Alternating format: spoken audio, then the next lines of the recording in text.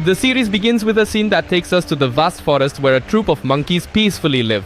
Suddenly, a roaring sound erupts. Humans rush out like a broken hive, armed with tools, driving the troop of monkeys into an unequal chase. The scene ends with the image of the monkey crying out in anguish as it is taken away from its home. After that, this monkey showed extraordinary ability by completing the Tower of Hanoi game in only 20 moves. Dr. Will Rothman was visibly excited, and Ben rushed to meet his superior Steve Jacobs to report the situation. It turned out that the monkey had been injected with ALG-112, a compound that improves and enhances brain function. Will believed the company should proceed with testing this drug on humans. The next day, Will and Steve presented to the board of directors of Genesis Company, explaining that the compound ALG-112 can increase brain cells and thoroughly treat diseases such as Alzheimer's or Parkinson's. Meanwhile, in the laboratory, scientist Robert is struggling to lure the intelligent monkey from the beginning of the movie out of the cage. Since she appears uncooperative with everyone, the lab team uses a soda bottle as bait, which only makes her more furious. Not only do they fail to loop the noose around the monkey's neck, but the laboratory also lets her loose, allowing her to unleash her rage on the entire building.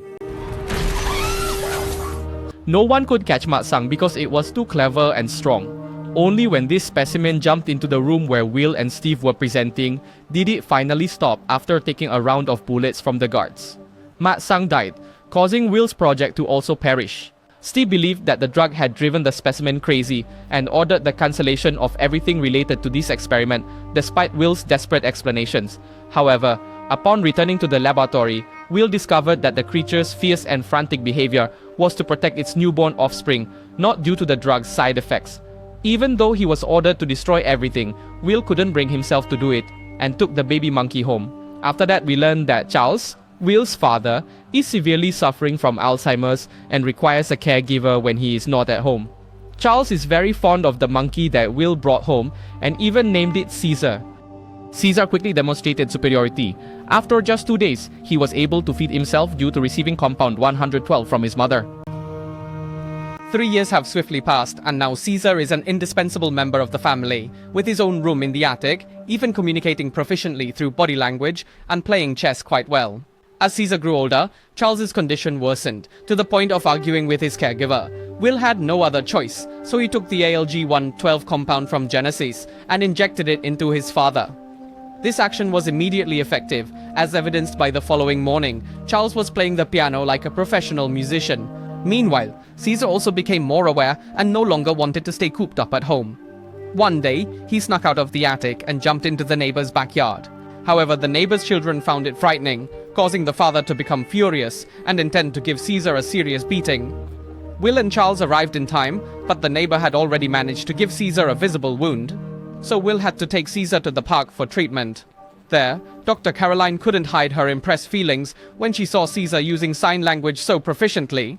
The little one even managed to set up his own father. Knowing they couldn't keep Caesar in the house forever, Will and Caroline decided to take him to the redwood forests for a change of scenery. At first, the monkey was hesitant, but once given permission by his dad, he freely expressed his wild nature.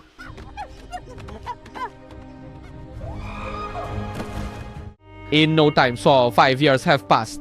Now Will and Caroline are living together, and Caesar is as big as an adult, even wearing adult-sized clothes. On a trip to the forest, Caesar was barked at by a strange dog, but he retaliated with a very primal growl. The monkey felt sad about his own nature, forcing Will to take him to Genesis to explain everything about the drug in his body and his biological mother's death. Thinking that ALG-112 had good effects, but after 5 years, Will's father's condition tended to worsen again. Will discovered that Charles's immune system showed signs of drug resistance, requiring an even stronger compound. The scientist immediately went to his superior Stephen, revealing that he had used the drug on his own body. Will further explained that this drug not only addressed neurological diseases, but also made people smarter. Will mentioned that he was trying to produce a stronger compound and requested another round of animal testing. Meanwhile, at Will's house, Charles begins to fall into a trance, wanders to the door, and climbs into a car that isn't his. But how can you drive without being alone? Charles gave 3 cars some not-so-aesthetic marks.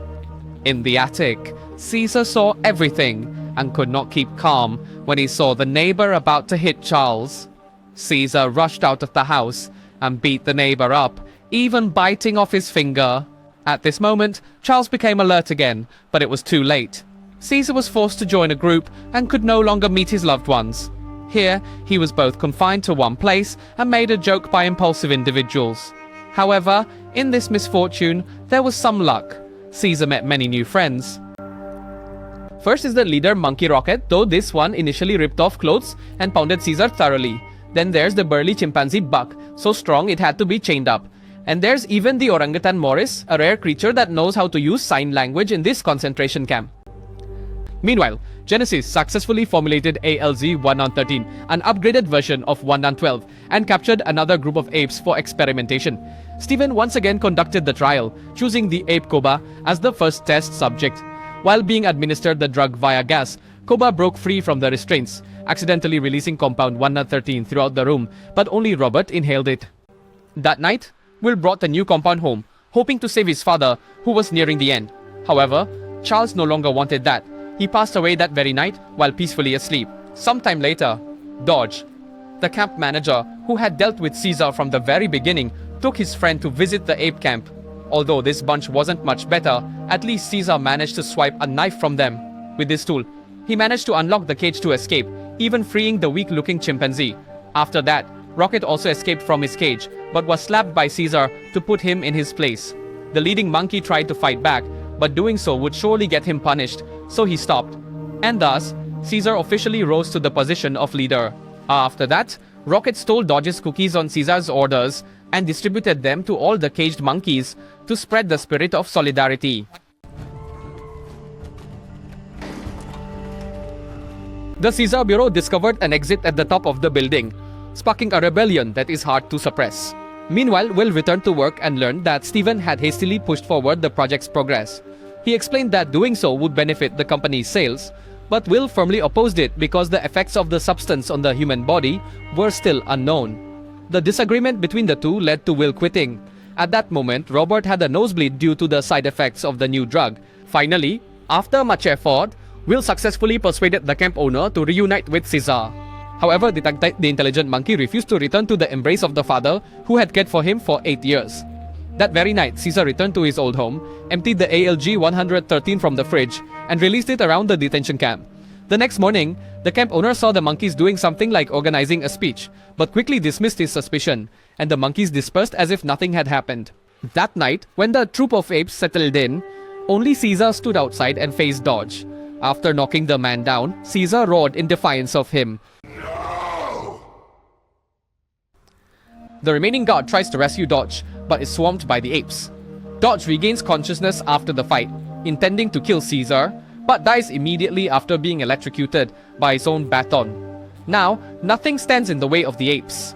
The next day, Will came to check on the situation, but it was too late. The enclosure was deserted, Dodge was lying dead, and there wasn't a trace of ALZ-113. The group of apes flooded into the city, but Caesar was clever enough to split into two groups. One group, led by Koba, will rescue all the apes in the city. The other group, personally commanded by Caesar, will raid the Genesis headquarters. Meanwhile, Robert went to Will's house to talk, but was confronted by an annoying neighbor.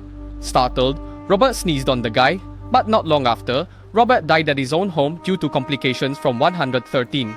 At this moment, Steven discovered that the monkeys led by Caesar had taken over the building and released all 12 monkeys that were being tested. The police were quickly dispatched to handle the situation, but the insurgents had grown to 50 or 60, with a variety including gorillas, chimpanzees, and orangutans. Although the group of monkeys had spread throughout the streets, it seemed they did not want to harm humans. When they learned the troop of apes was heading for the Golden Gate Bridge, Will and Caroline set out immediately, as they knew Caesar was leading the apes to the Redwood Forest. However, without Will's intervention, Caesar already faced a major obstacle as the police were standing right at the bridgehead behind the dense fog, planning to confront the apes head-on as soon as they appeared. But Caesar was much more cunning. Just before reaching the bridgehead, he ordered one group to climb onto the upper cables, while another group moved beneath the bridge to bypass human interference. Yet ultimately, they still had to face the guns.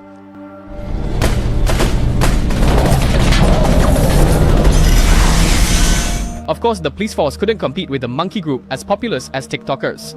But finally, Steven came up with a way to stop this wave by eliminating the leader or Caesar. As the superior monkey was expected to fall before the weapons of humans, the northern chimpanzee leaped onto the helicopter and wreaked havoc, despite a barrage of bullets raining on its body. Caesar couldn't help but feel sorrow seeing the departure, but there was still Stephen and the pile of remains yet to be dealt with. After giving humans a disdainful look, Caesar let the third one finish the remaining task.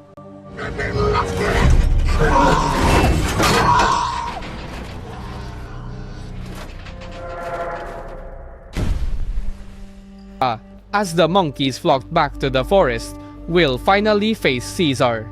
He promised that if Caesar came home, he would protect him.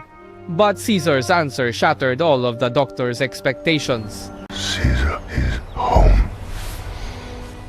Thus, Will had no choice but to let Caesar and his kind return to nature, back to the vast forest where they truly belong. Not long after, we see Will's neighbor at the airport in San Francisco. However, he has a nosebleed, evidence that he was infected by Robert. Thus, ALG 113 had adverse effects on human life and made the apes evolve. Part 1 ends with a wide frame capturing locations around the world, implicitly affirming that humanity is gradually declining and the era of the apes has arrived. Part 2 is set over a decade after the first film, when humans are dying out due to disease and chaos, while the apes grow stronger and smarter. It turns out the ALG-113 compound had created a type of simian flu that ravaged human life globally. After this introduction, we are taken to a large-scale hunting expedition of the apes. While chasing a wounded deer, Caesar's son, Blue Eyes, is suddenly confronted by a fierce bear. Even though Blue Eyes receives a long scratch right on his chest from the bear, his father rushes in to rescue him just in time. Even Caesar couldn't match this fierce bear, forcing three to leap and deliver a fatal strike to the opponent. After the bear fell, Caesar spoke to his son.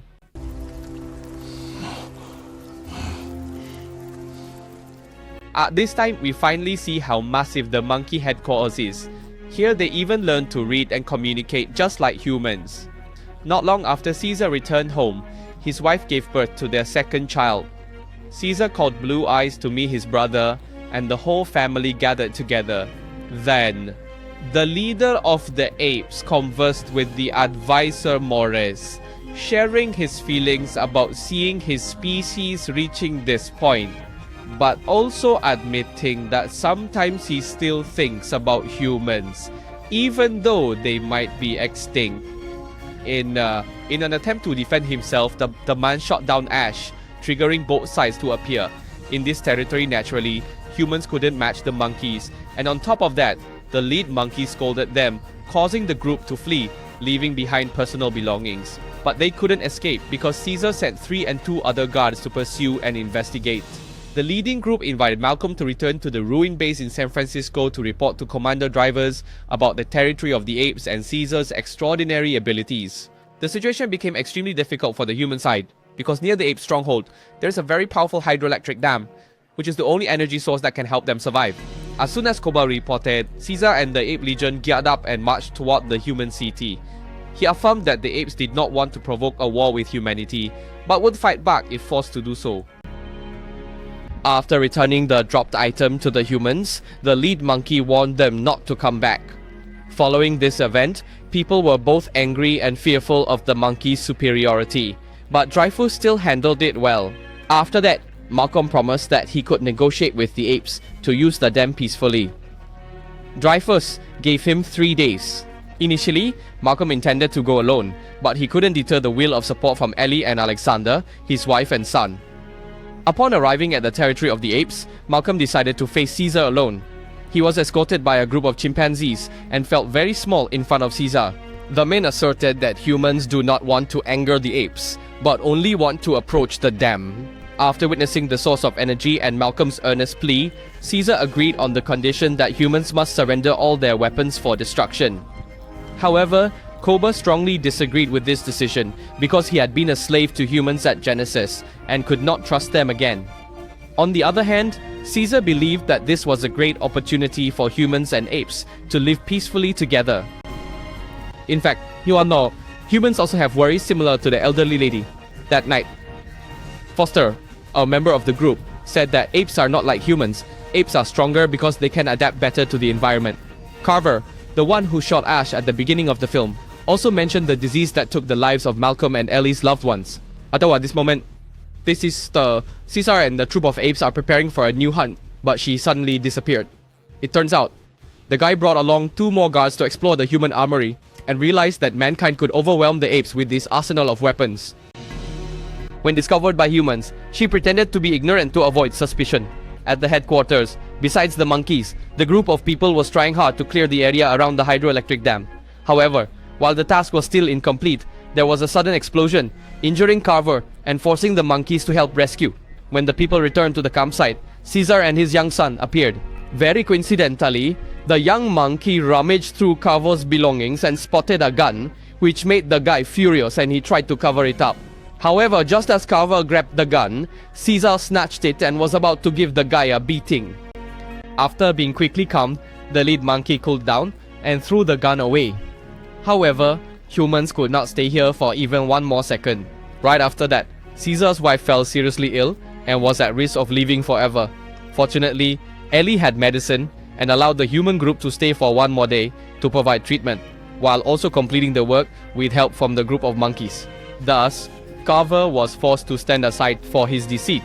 When the humans were about to complete their work, Koba returned to warn about the weapons and almost attacked Alex. Koba thought Caesar was blinded and loved humans more than apes. Caesar could no longer keep his cool, leapt up and gave Koba a thrashing, but then still forgave the aggressive ape. But this is when her ambition flared up. He returned to the human arsenal.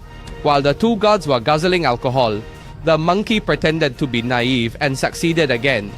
He even pretended to drink to lower their guard, then stole a gun and shot them dead.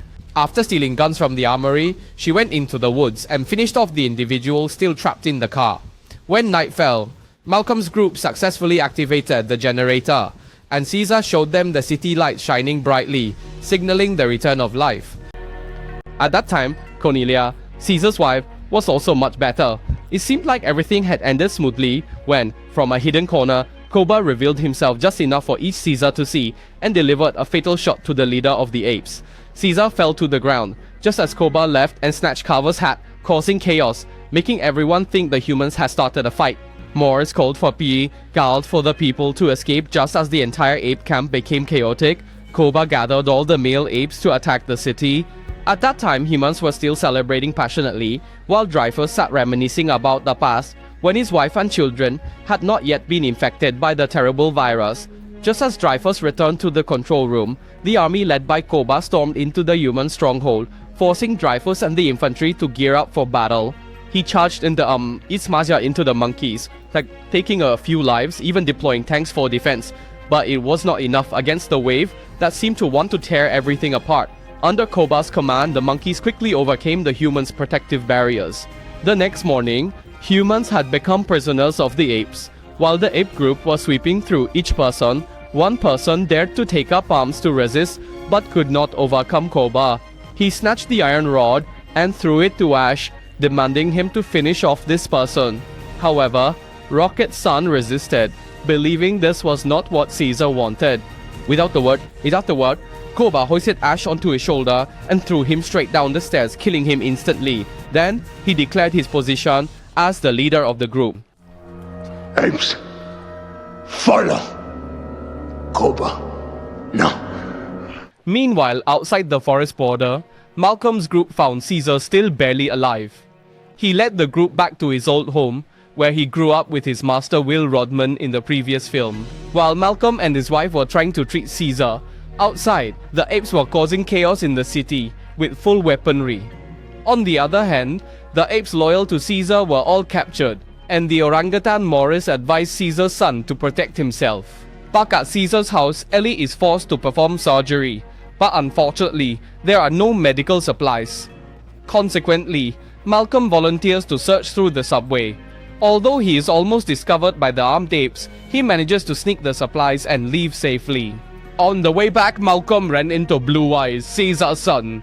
He took him to visit his father. Upon seeing the wound on Caesar's body, Blue Eyes was furious with Ellie and Malcolm. The leading monkeys explained that Koba was the one pulling the strings. Then, Blue Eyes reported to his father that both mother and child were safe, but all the apes had submitted to Koba because they were too afraid of him. That night, when feeling better, Caesar went up to the attic and reminisced about old memories back when he was cared for by Will Rodman. Here, Caesar smiled emotionally before the old footage ended, just as Malcolm appeared. The man asked Caesar who that was, and the leader of the apes responded, A good man. Like you. The next day, with help from Blue Eyes, the imprisoned monkeys rose up and escaped captivity, rescuing the human prisoners as well. They found Caesar, warning him about her plan, which was to have the female monkeys and young monkeys join his legion, including Caesar's wife and his young son. Everyone quickly set out to stop this crazy ape. On their advance robust sizing, the group of apes was nearly discovered by humans, but Malcolm cleverly distracted them to give space for their advance by Haimosine. While Koba and his followers were present on the top of the tower, down below, Dreyfus and 2 other guards had contacted the military to fill the tower with powerful C4 explosives to annihilate the apes. While Caesar was running with all his might to stop Koba, Malcolm also confronted Dreyfus's team, trying to persuade him not to wage war against the other species. Done, Dreyfus rejected all explanations, asserting that he was trying to save humanity. Then, he detonated, causing a tremor that shook the entire area and killed the nearby apes. But Malcolm luckily survived. The aftershock affected the top of the tower, where Caesar and Koba were preparing for a life or death hand-to-hand battle. When Caesar began to rise both in ability and support from his kind, Koba carried a gun with the intent to massacre the apes. However, the alpha ape proved his standing when the 3 of them struck the traitor directly, causing him to lose his balance and teeter at the edge of the high wall. Koba attempted to salvage some compassion in Caesar's heart by speaking again about the apes' code of life, that they do not kill each other. However, Caesar gave him a scornful look, then let go, allowing Koba to fall freely to the dark ground. After the death of the traitor, the surviving apes, including Caesar's family, climbed the ruined tower together. Malcolm hastily warned the leader ape about the heavy armed forces approaching and ready to incite a new battle. Caesar affirmed that the apes had initiated this incident, and they would have to bear the consequences. Then, he asked Malcolm to leave for his own safety and for that of his loved ones. Malcolm and Caesar exchanged gestures of friendship, regretting that they could not build a peaceful world. After Malcolm leaves, the surviving group of apes bows down at Caesar's feet, once again affirming the status of this superior ape leader. This, however, also marks the beginning of the greatest challenge in Caesar's life. The third and final movie in the series begins 5 years after the end of the second part, which is 15 years after the monkey flu disaster started sweeping through all of humanity. After a brief recap of the events of the previous 2 parts, we learn that Caesar and his subjects are holding out in the forest, pursued by the human army, meaning the earth is engulfed in the flames of war. A group of soldiers is searching the entire forest to locate the apes. In this mission, surprisingly, they are assisted by an ape named Red. However, he was nicknamed the Fire Monkey. After confirming the ape's location, the human forces began firing. But these apes were no ordinary ones. They counterattacked with extraordinary strength, even concluding with a rain of arrows that wiped out the human forces, capturing the traitorous ape Red along with several other familiar soldiers. However, Caesar did not execute or humiliate these soldiers, but sent them back to the headquarters with an ultimatum that the apes only wanted to live in peace. At that moment, Red managed to escape from the white ape Winter's control and fled to the land of humans. Right when the battle ended, Blue Eyes returned to his family, to his girlfriend Lake.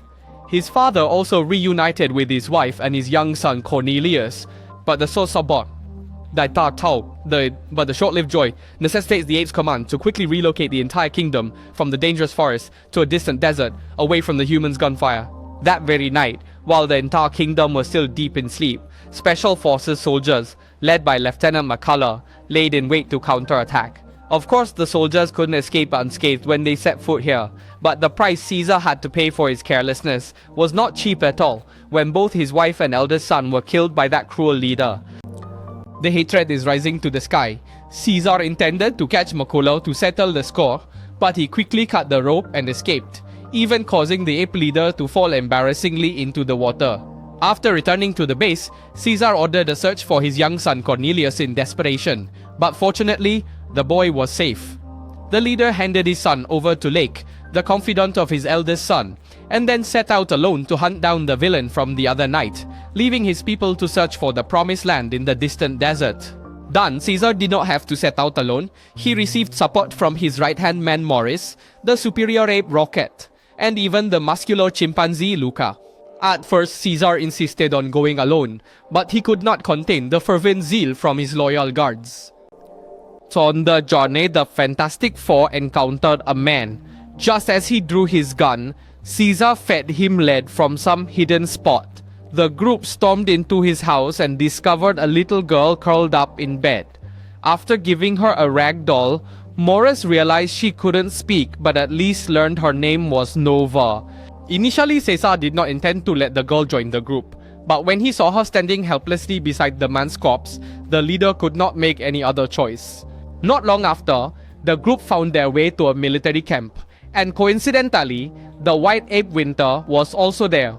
It turned out that this ape was coaxed by Red to free him, leading to the untimely death of Caesar's wife and child. The communication-skilled ape continued to question Winter, and they learned that Macaulay and his army were moving to the border region. However, right at that moment, the guards noticed something, forcing the group of apes to silence Winter, but they went too far, causing him to lose his life. That night, Caesar faced his old enemy Koba in a nightmare. He appeared much more frightening and spoke concisely. Ape. Not kill. Ape. The journey of the monkey vanguard is much more challenging as they have to cross a snowy mountain. Here, the monkeys discover 3 bodies buried in the snow. All 3 are human warriors, but one of them is still barely alive, not completely dead yet. Caesar tried to dig out some information, but this person couldn't speak the same language as Nova. Morris knew the man couldn't survive due to his severe injuries, so Caesar granted him release with a mercy shot. While the group of monkeys was observing the entire area, a small creature wearing a coat stole a rifle and a horse to flee. The Fantastic Four immediately gave chase, cornering the thief at an abandoned building. After some searching, the monkeys discovered that the thief was actually one of their own, a speaking monkey like Caesar but hairless, calling himself Bad Ape.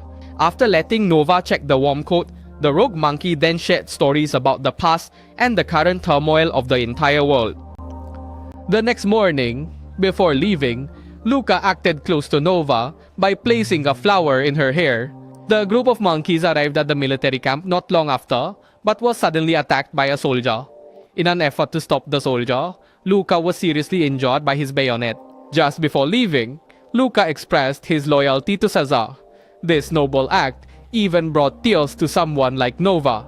As for Caesar, blinded by hatred, he lashed out at all his companions, asserting that this is why he wanted to go solo. Hearing that, Morris gently expressed that he felt Caesar was becoming more like her. But the leader didn't care. He still stood up and advanced into the enemy's base alone.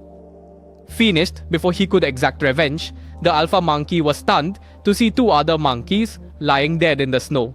A monkey breathlessly told Caesar that the whole group had been captured by humans during migration, and now everyone is being forced into hard labor.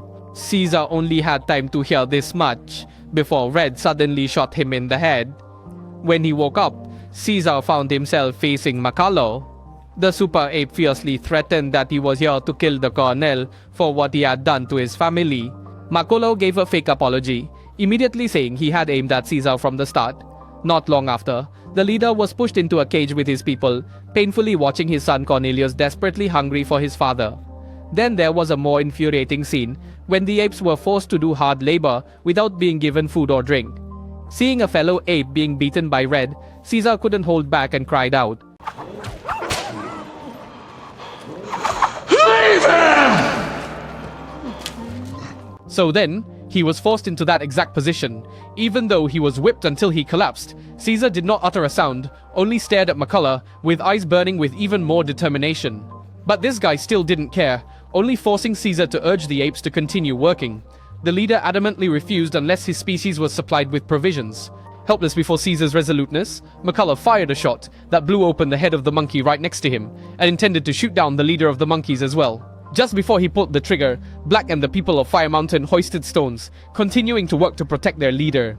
That night, Red, along with another person, escorted Caesar to meet McCullough. Here, Caesar remained steadfast in demanding that the colonel treat the apes appropriately.